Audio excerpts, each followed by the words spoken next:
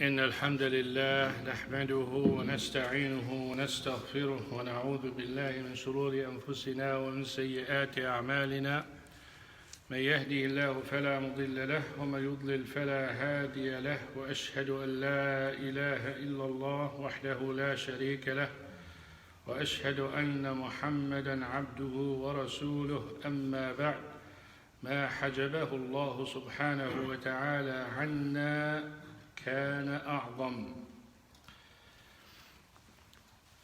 Whatever Allah subhanahu wa ta'ala hides from us, it is bigger than what inflicted us. وما أصابكم من مصيبة فبما كسبت أيديكم ويعفو عن كثير وما أرسلنا في قرية من نبي إلا أخذنا أهلها بالبأساء والضراء لعلهم يضرعون. مصائب الهدف منها إيش؟ ترجع لله سبحانه وتعالى. Calamities, the objective of it is to come back to Allah subhanahu wa ta'ala. You're not doing it peacefully, Allah subhanahu wa ta'ala slaps you to wake you up.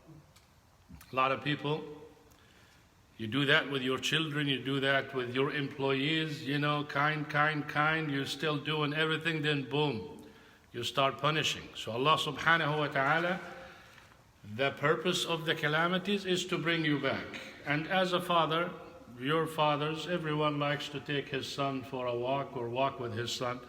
I don't know if it still happens. Does it happen nowadays? Wallah, they got some fathers walk with their sons.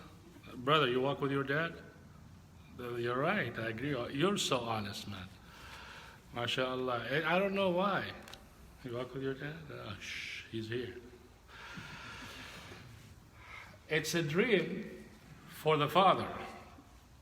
And it's a punishment for the son nowadays. Before, still, but not as much as today. Actually, it should be easier nowadays. You know why? Because usually here nowadays the parents go with the children. It's actually the son takes the father for a walk. Dad, you want to go for a walk? That's what it is. Unfortunately, everything is upside down. Anyway, so this man wants to take his son, or he took his son. I mean, this is, what are the sons for? What do you think you came here for? To grow your hair and have everything that you want and eat and drink and get your iPhone and just enjoy yourself, and then after that, goodbye dad, goodbye mom, you go get married and you forget the whole world? Is that why we brought you here, brother? I don't think your dad brought you for that. It's for hell. It is to hope that you have somebody there in case, not that they ever relied on you, but our objective as believers is far beyond that. What's your objective, brother, from the children? What's your objective?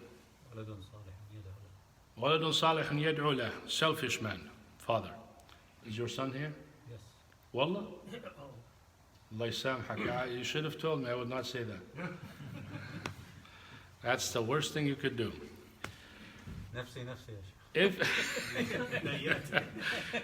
If you have this intention, it's not sincere, unfortunately.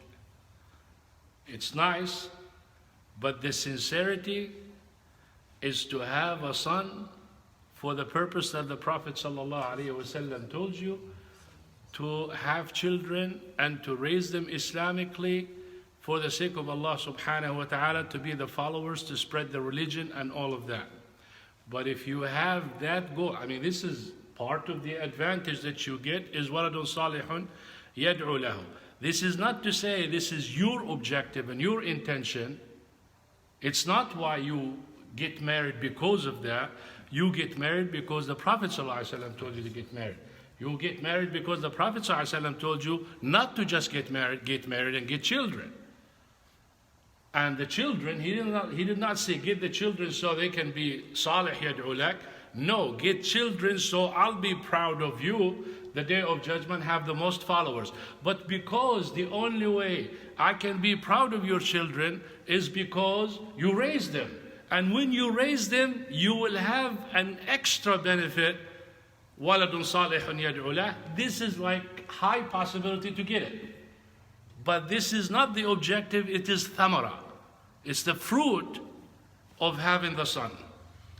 So pay attention to that. He took his son and a city about 2 days walking.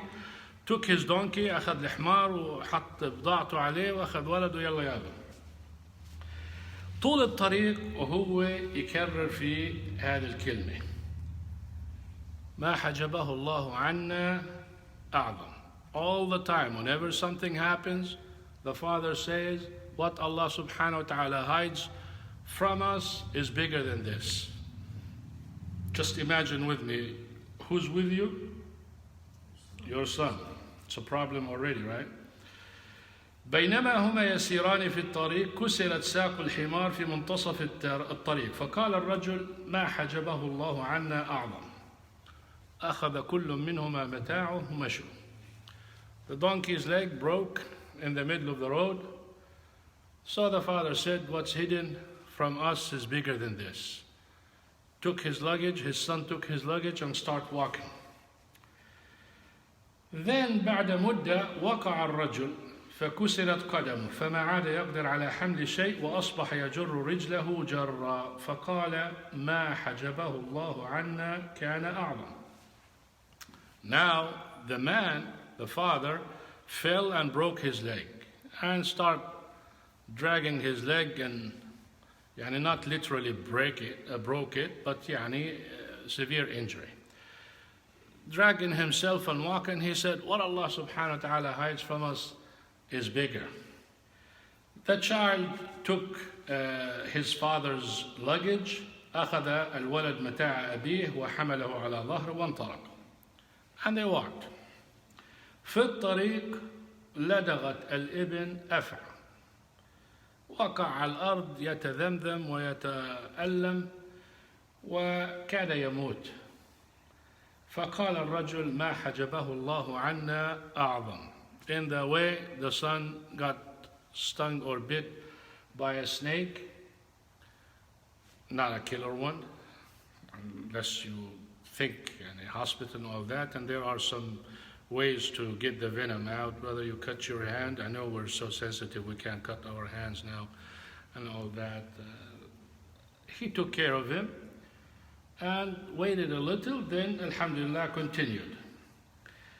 طيب, after that, when the son heard his dad, after he got bit with the snake, he lost patience. غضب الولد وقال لأبيه أهناك أعظم من هذه المصائب.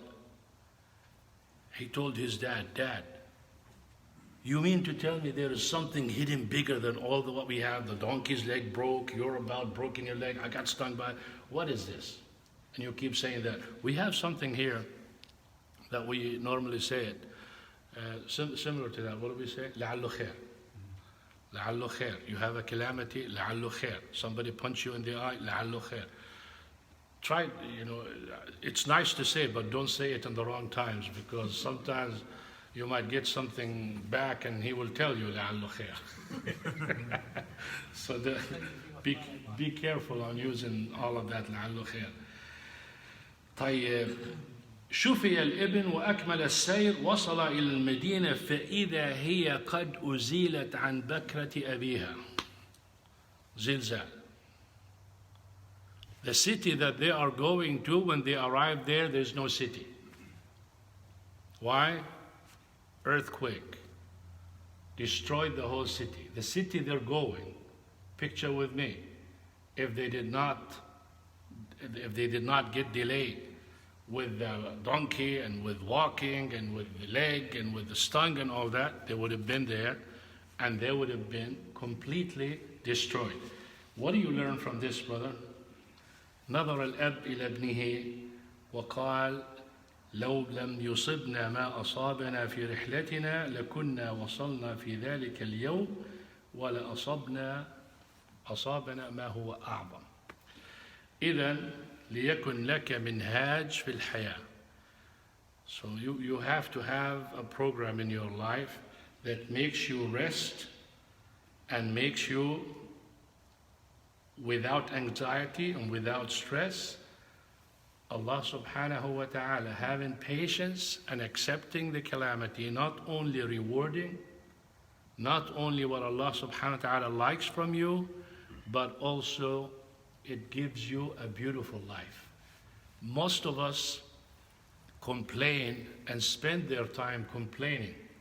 When you have a problem with your wife, you complain. A problem with your son, you complain. At work, you complain. In the masjid, you complain. So your whole life is occupied in complaining, where if you just, whatever happens, 5-10 minutes, okay, then after that, قدر الله ما شاء فعل.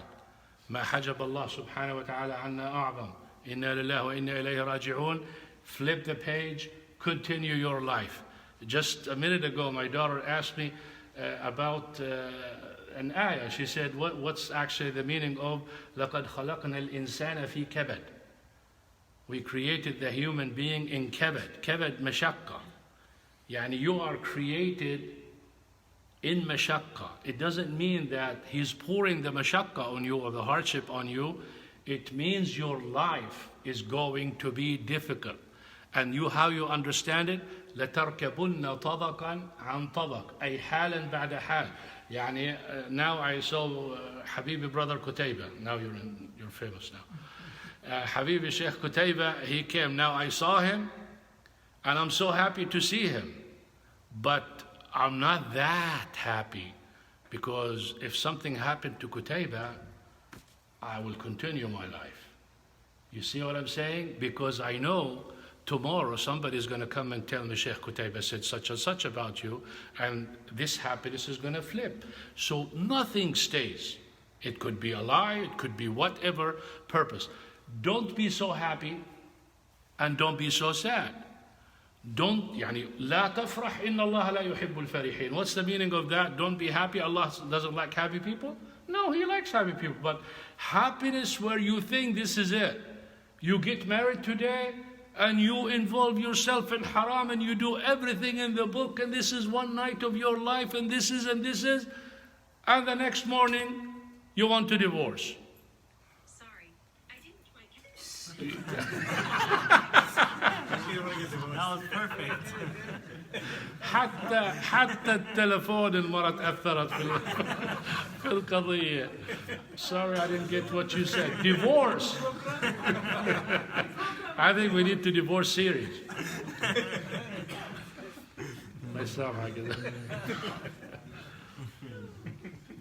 So the point is, the same thing, you have death in the family. People are so sad and they're doing everything, and Habibi, get sad, be happy, but moderately. And that's the meaning of the hadith. أحبب حبيبك هونا ما عسى أن يكون بغيضك يوما ما. وابغض بغيضك هونا ما عسى أن يكون حبيبك يوما. Leave room for the one you hate, that he might be good someday and you like him. And leave room for the one you love, that you might not like him. So what that does, it makes you moderate. You would not collapse. إن الإنسان خلق هلوعا إذا مسه الشر جزوعا. Your nature is to collapse. And what keeps you there? Your faith and your plans and all of your life. So the moral of the story, be moderate, take your son for a walk, and sons, listen to your dad, go with him. If he tells you, قدر الله ما شاء فعل, take it, because it is always better. Any problem you have, if you think about it, it could be worse than what it is. Anything. And that makes you live happy. I want you to be happy, and tell Siri to be happy. No divorce. خلاص. We take you back. سبحانك اللهم وبحمدك أشهد أن لا إله إلا أنت أستغفرك وأتوب إليك. السلام عليكم ورحمة الله.